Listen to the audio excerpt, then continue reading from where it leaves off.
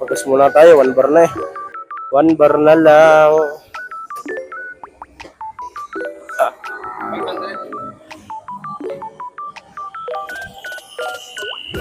Guys, dito na tayo. Malapit na tayo sa Santo Tomas. A few moments later. David, saan tayo nag-full tank? Alaminos pa. Alaminos, nasa na tayo? Nasa silang na kami. Ayun pa din. Ano naman? Baka ADB yan. Parang hindi pumunta ng Tagaytay. Umahon pa ng Sampalo. Sa ano pa kami nag-full tank?